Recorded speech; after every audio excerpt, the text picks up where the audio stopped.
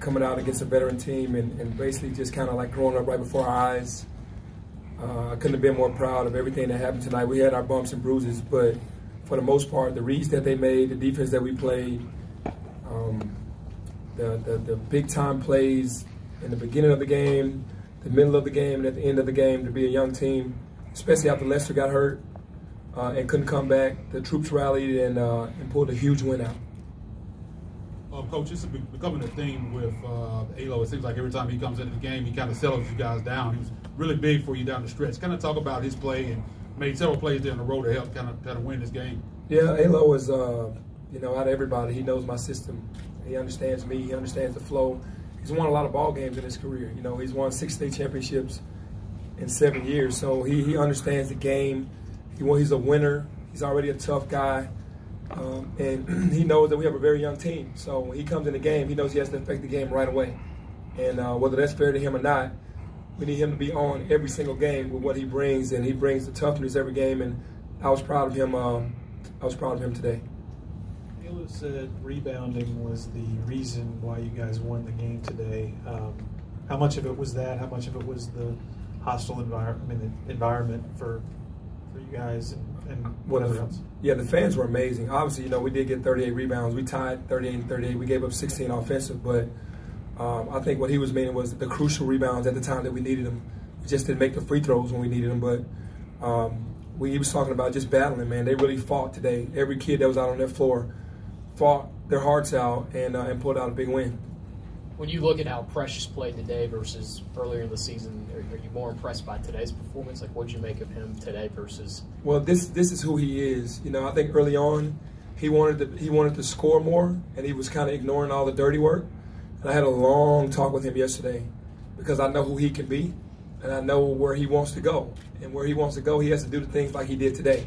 And he locked in and never took his eyes off of it from the beginning of the game until the end, and showed who he really is to the country. Hey, Coach, other than your three-point shooting, do you think it's one of your most complete games offensively and defensively as a team so far? I would say so, because the kids are getting better because they're understanding the reads. We're showing it to them on film. We're showing them the mistakes. They're correcting them every game, every practice. They're more aware, and the decision-making is much better on what we're doing. It's just they're learning, man. They're growing up every day, and that's what we want. We're not going to be the best team right now, but, man, by March we want to be tough, very tough. Penny, considering Lester only played 8 minutes, you just had a 16-point lead on a likely NCAA tournament team without 2 starters. How encouraging is that as you get ready to go through the stretch you're about to go through? Very encouraging. I think that's more so for the guys, because it's very hard to win on this level. And to have a 16-point lead on a really well-coached team that has veteran guards and veteran players, I mean, that's amazing for us. We will grow from this. We cannot go backwards from this point forward with our energy and our understanding of what we're trying to do. But it's huge for us not to have Lester and James in there and be able to do that. Any update on Lester? No update right now. I just know that Lester is a very tough kid, and for him not to come back into the game, that's not good. I don't know what the verdict is, but for him not to come back, there has to be something wrong with him.